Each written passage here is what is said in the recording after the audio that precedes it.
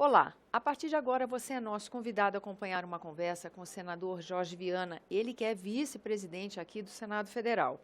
O nosso tema é o panorama político e o papel do Senado nesses primeiros dias de março, nesse momento em que o país enfrenta uma série de eventos, de fatos que estão criando muito polêmica, que estão dividindo opiniões e que tem reverberado aqui também no Senado Federal. Na segunda-feira, dia 7 de março, o senhor presidiu uma sessão turbulenta, com muitos pronunciamentos favoráveis ou não à Operação Lava Jato, a maneira como as coisas estão sendo conduzidas, mas também sessão onde se refletiu em vários momentos qual é o papel do Senado. Como ajudar o país no momento desse? A gente está na expectativa da formulação de uma agenda construtiva sugerida pelas lideranças, sugestões que estão sendo colhidas pelo presidente Renan Calheiros. Como é que vai ser o trabalho do Senado nesse momento, senador? Como é que o senhor acha que o Senado vai se comportar nesse panorama político? Eu acho que a situação tem se agravado. Eu não vou aqui tentar tampar o sol com a peneira. O momento que vivemos, né? Isso é muito lamentável. Um país fantástico como o Brasil, que estava vivendo uma fase de crescimento econômico, de inclusão social, virando uma referência no mundo em políticas públicas. Agora entra sediando os dois mais importantes eventos assim, de audiência no mundo inteiro, a Copa do Mundo, as Olimpíadas esse ano. Agora a gente começa a viver um ambiente que põe em risco essa harmonia que o Brasil vive. É lamentável. De alguma maneira, tudo que está ocorrendo tem um reflexo no resultado da eleição de 2014, é verdade, isso aí ninguém pode negar. Há uma certa intolerância com o resultado dessa eleição, isso pelo menos é a minha visão.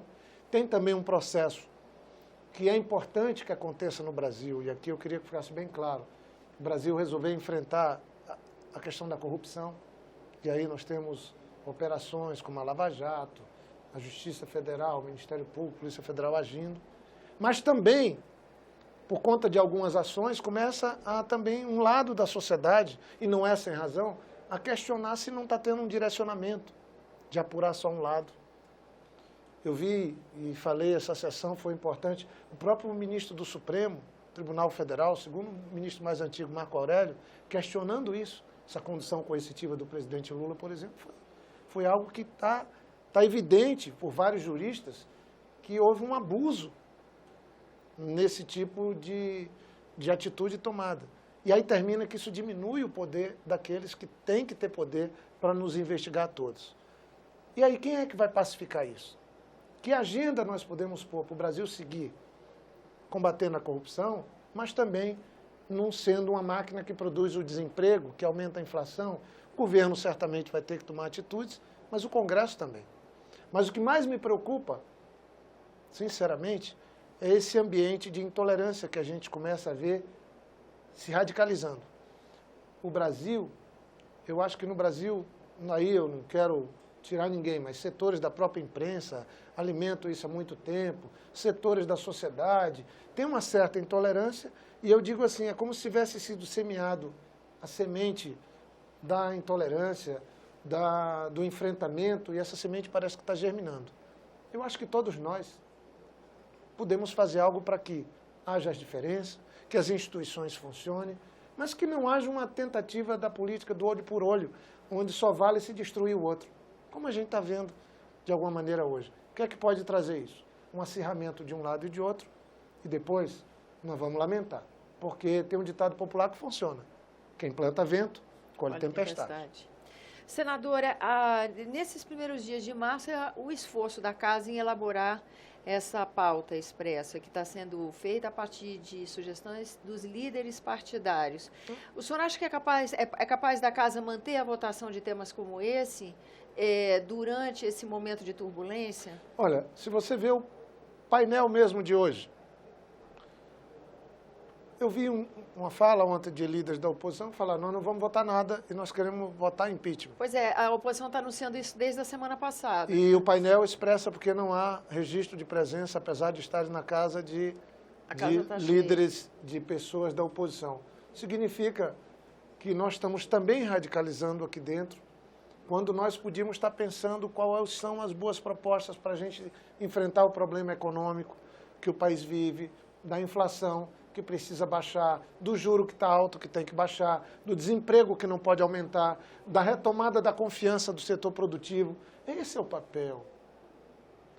Eleição deixamos para o período da eleição, mas agora nós estamos vivendo realmente um período que pode ir para as ruas e depois pode-se não ter mais o controle desse debate, dessa divergência. Isso é que eu lamento, sabe? Tomara que a gente não tenha que ver cenas tristes de brasileiro batendo em brasileiro, de brasileiro apanhando de brasileiro. Mas para isso a sugestão, inclusive, que os grupos se dividam em dias diferentes, que as não é só isso. aconteçam. Eu acho que isso não vai...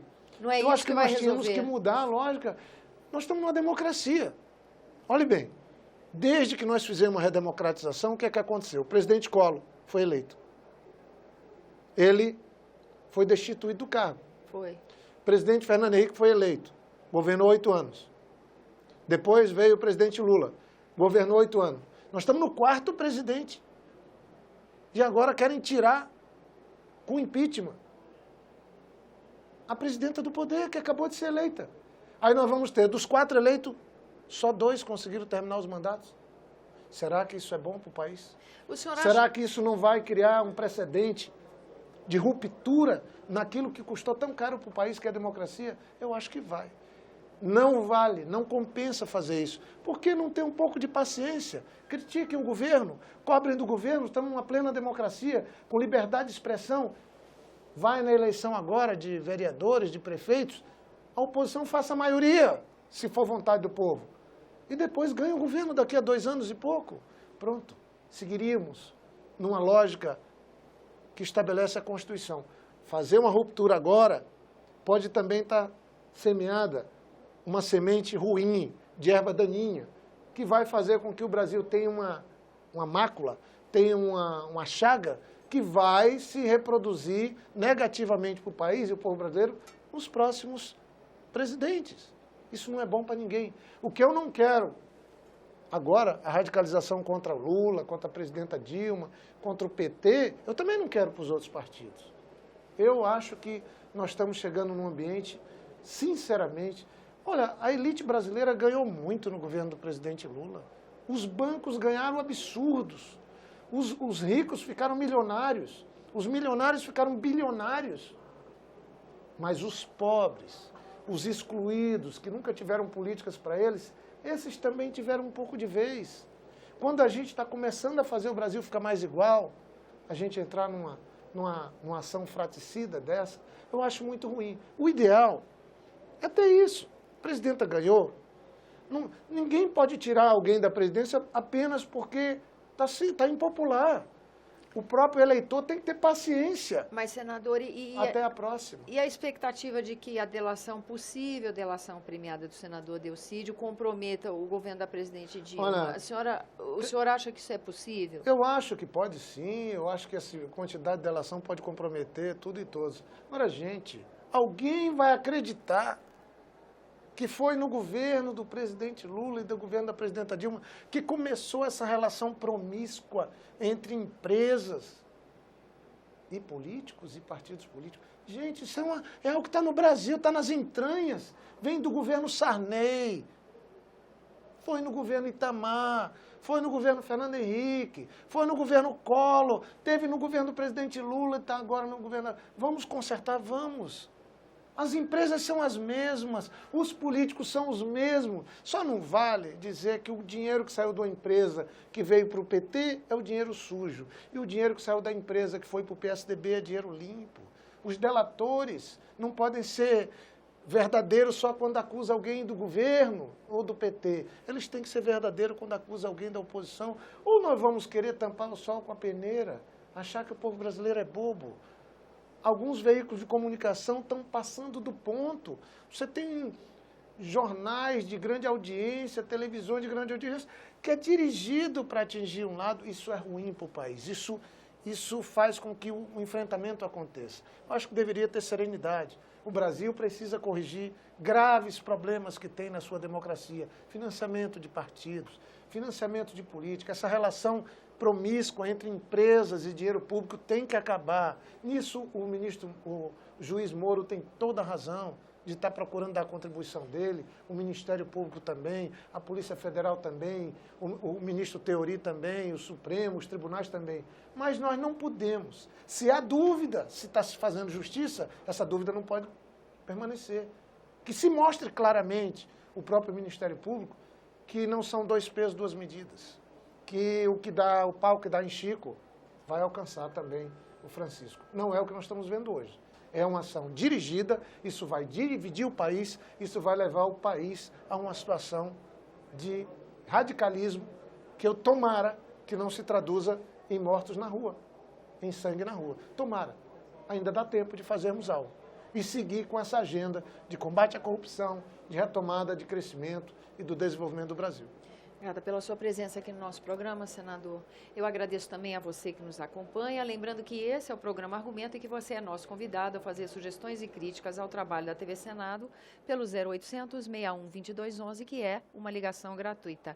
E quando você quiser rever esse ou outro dos nossos programas, senado.leg.br/TV. Até a próxima.